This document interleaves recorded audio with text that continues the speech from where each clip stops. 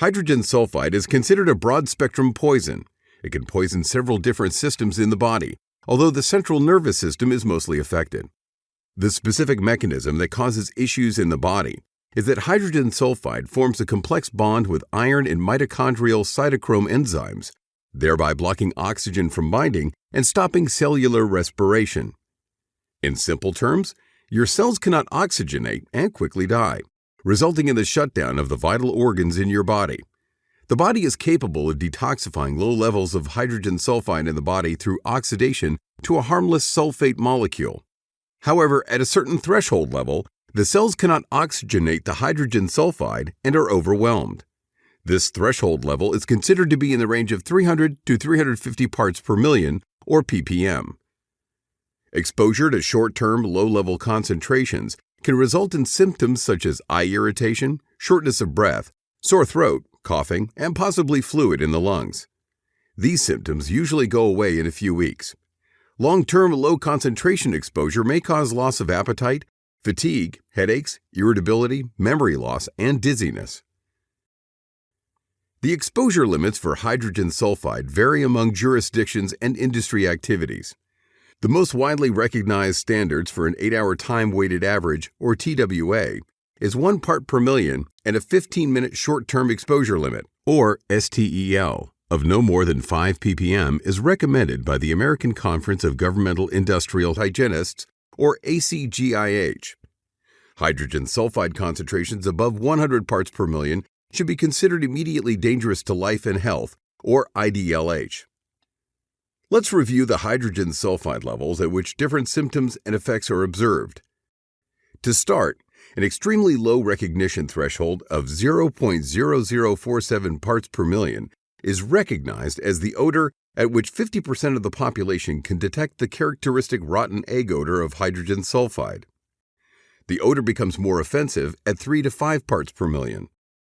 With prolonged exposure at 2 to 5 parts per million, nausea, tearing of the eyes, headaches, or loss of sleep may occur. At 20 parts per million, symptoms may include fatigue, loss of appetite, headache, irritability, poor memory, and dizziness. At above 30 parts per million, the odor is described as sweet or sickeningly sweet. Exposure to 50 to 100 parts per million leads to light conjunctivitis and respiratory tract irritation after 1 hour. This level of exposure may also cause digestive upset and loss of appetite. At 100 parts per million, the olfactory nerve is fatigued after 2 to 15 minutes of exposure, resulting in a loss of smell.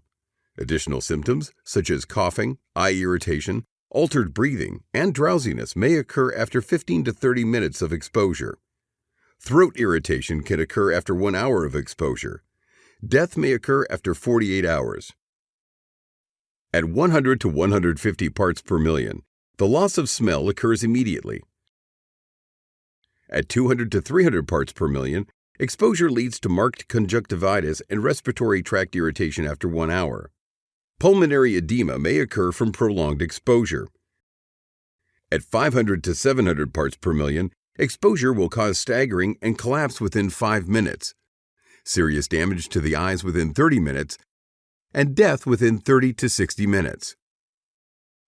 Hydrogen sulfide concentrations greater than 700 to 1,000 parts per million can result in rapid unconsciousness, knockdown, or immediate collapse within 1 to 2 breaths, resulting in death within minutes.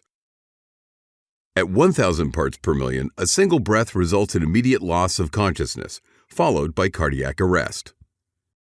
An important point must be noted here.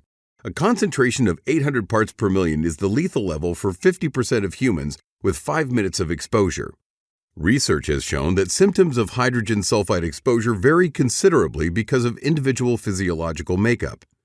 Studies have indicated that persons previously exposed to hydrogen sulfide tend to be hypersusceptible to further exposure rather than building up a tolerance to it.